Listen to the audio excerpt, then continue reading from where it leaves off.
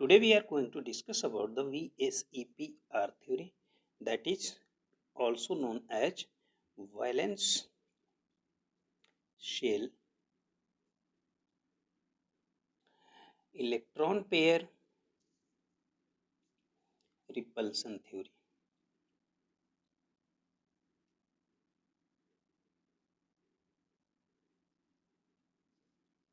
ठीक है, तो valence shell electron pair repulsion theory क्या कहता है? ये अप्रॉक्स 1950s के आसपास की कुछ बात होगी।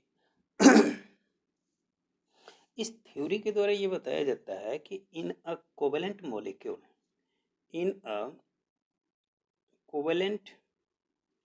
Molecule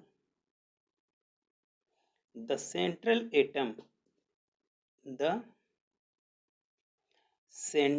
atom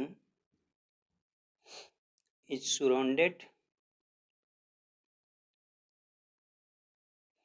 by shared pairs and lone pair of electrons.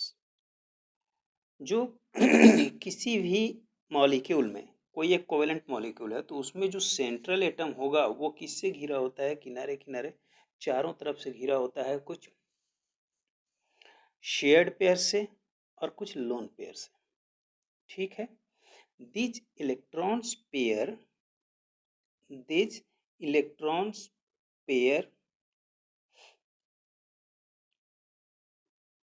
Repel.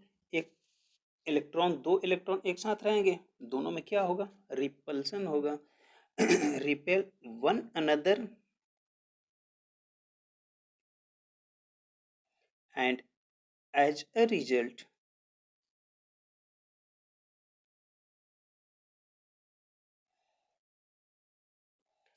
the molecules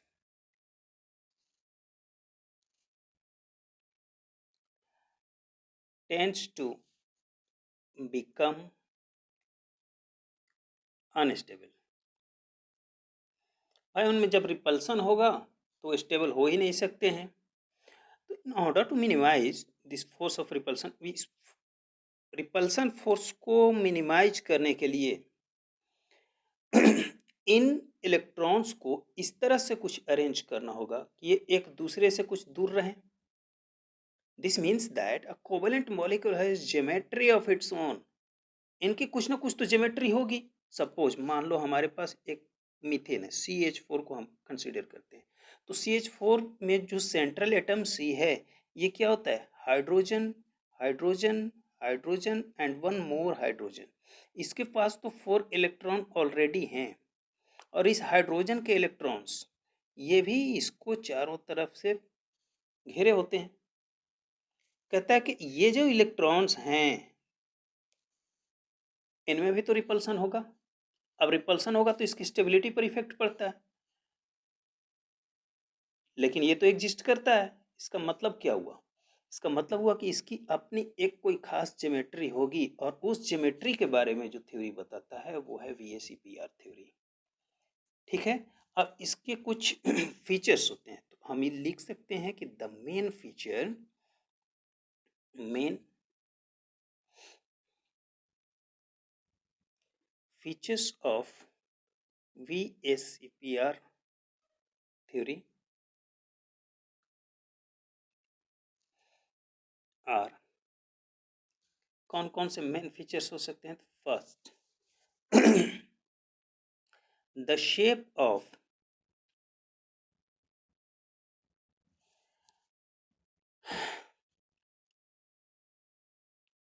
a molecule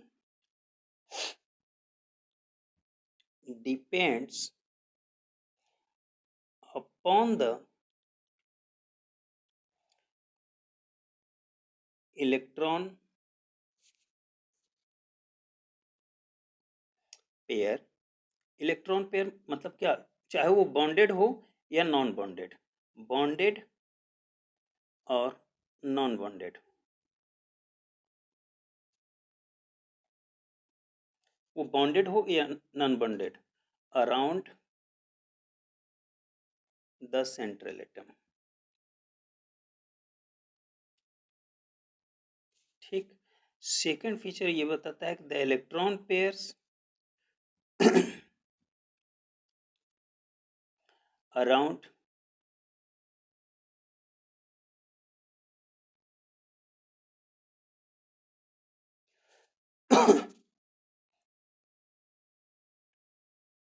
the central atom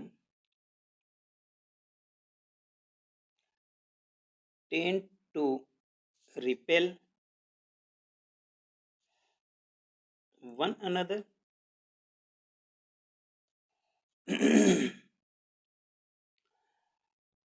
the electron pairs around the central atom tend to repel one another since the electron cloud are negatively charged। ये हुआ हमारा second feature. Third feature होता है, इसका third feature क्या है? The electron pair in a space tend to occupy such position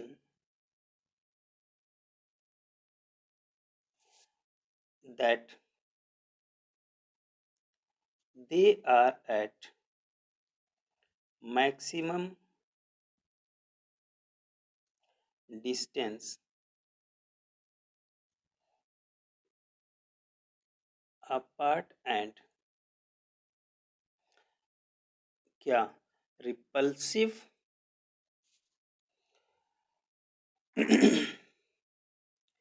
interaction are minimum। The electron pair in a space tend to occupy such position। ये जो electron pair होते हैं वो उस स्पेस में इस तरह के पोजीशन को लेते हैं कि दे आर मैक्सिमम डिस्टेंस, उनके बीच में डिस्टेंस ज़्यादा हो और इंटरेक्शन एकदम कम हो। अगर इंटरेक्शन ज़्यादा होगा तो क्या हो जाएगा? उनमें रिपल्सन शुरू हो जाएगा। इनका कुछ ऑर्डर होता है। देखो इस ऑर्डर को मस्ट याद रखना है आप लोगों को।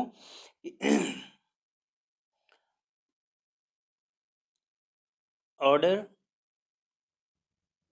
ऑफ रिपल्सिव इंटरेक्शन, इसे आपको मस्ट याद रखना है। यहाँ से आपका स्ट्रक्चर पता चलता है। एलपी और एलपी में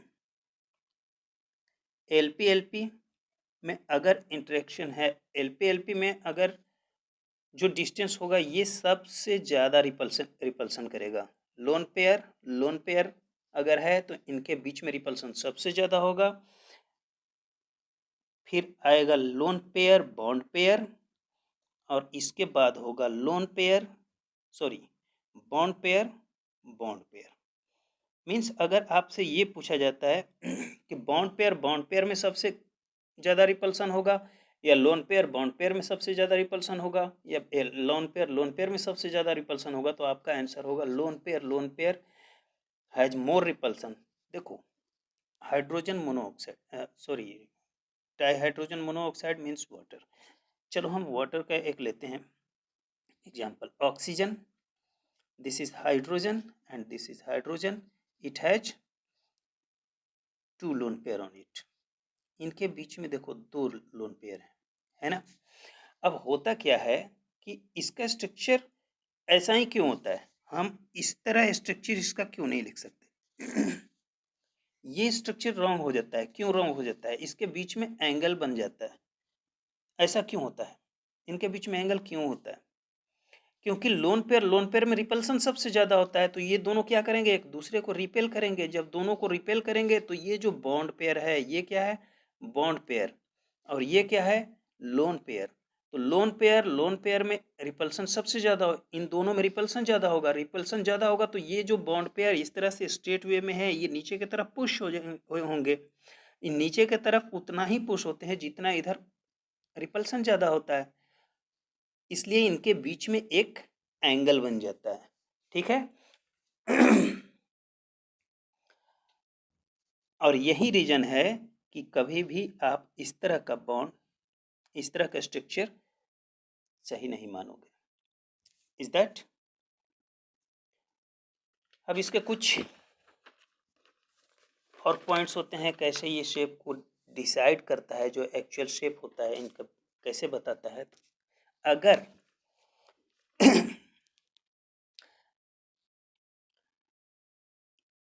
टाइप ऑफ मॉलिक्यूल, अगर टाइप ऑफ मॉलिक्यूल AB2 है, तो इनके बीच में जो एंगल बनेगा, वो कितने डिग्री का बनेगा? 180 डिग्री का बनेगा। और जो शेप होगा वो कैसा होगा? लीनियर होगा। ठीक है, ये हुआ हमारा फर्स्ट। सेकंड, अगर AB3 टाइप का अगर बन रहा है, तो इसका एंगल कितना होगा? 120 डिग्री बनेगा। और ये होगा ट्राइगोनल प्लेनर। ठीक है, इसका अगर हम एग्जांपल लेना चाहें तो ये हम लिख लेते हैं, एक कॉलम बना लेते हैं एग्जांपल। ये हो जाएगा क्या? BeCl2, BeF2। अगर AB3 वाला एग्जांपल लें तो ये हो सकता है कौन कौन सा example? AlCl3, BF3।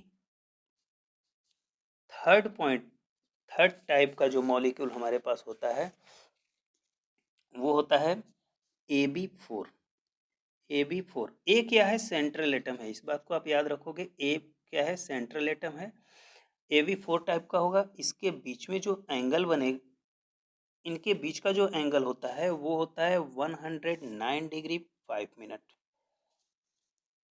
109 point, sorry 109 degree, 109.5 degree, इतना होता है 109.5 डिग्री। और इनका जो शेप बनेगा वो बनेगा टेट्राहेड्रल।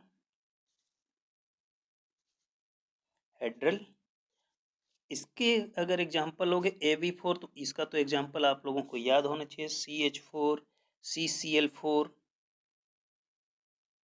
Is that? फोर्थ एक आता है AB5। AB5 टाइप का मॉलिक्यूल, AB5 टाइप के मॉलिक्यूल में जो एंगल होता है वो जो प्लेनर में होगा इनका, सॉरी नॉट इन प्लेनर, ये इनका शेप बनता है ट्राइगोनल बाई पिरामिडल। इनके बीच में जो एंगल होता है वो होता है 120 डिग्री। और इनका जो शेप होता है वो कैसा होता है? Trigonal bye pyramidal.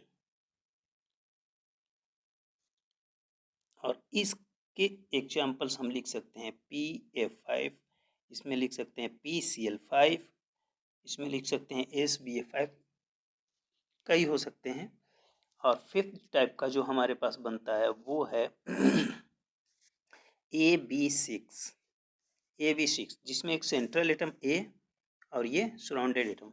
तो इनका जो एंगल बनता है वो एंगल होता है 90 डिग्री का। और ये होते हैं ऑक्टाहेड्रल। इनके एग्जाम्पल्स होते हैं SF6, टेलुरियम फ्लोराइड, TF6। और भी बहुत सारे हैं, जैसे आगे मिलते हैं आपको AB2E या AB4E2, अलग अलग, जिसमें ये हो जाएंगे कौन से? अलग अलग टाइप के एलिमेंट्स। तो उनका स्ट्रक्चर अलग अलग होता है। कहता क्या है कि इसका जो हमारा मेन पॉइंट कहता है कि अकॉर्डिंग टू VACPR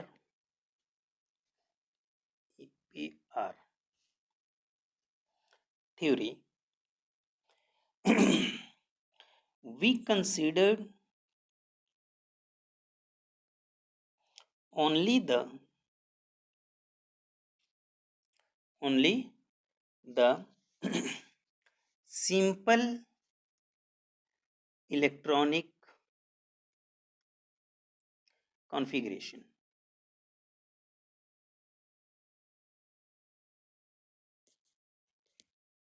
ठीक है, इसमें हम सिंपल इलेक्ट्रॉनिक कॉन्फ़िगरेशन लेकर चलते हैं. According to VACP theory we consider only the simple electronic configuration, not their orbital electronic configuration.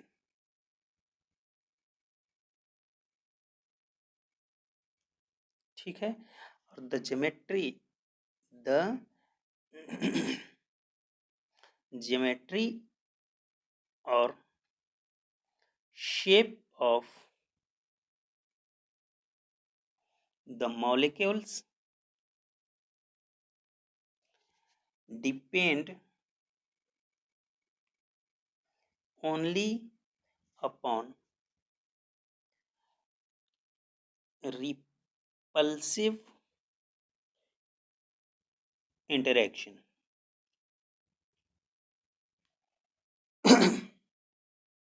Repulsive interaction किसके?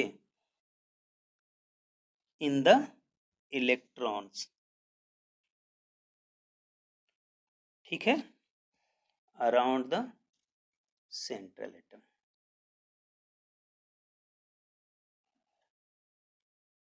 ये हुआ हमारा VACP theory. According to VAC आपको मोस्टली याद क्या रखना है, एक तो ये पॉइंट और आपका जो ऑर्डर है वो.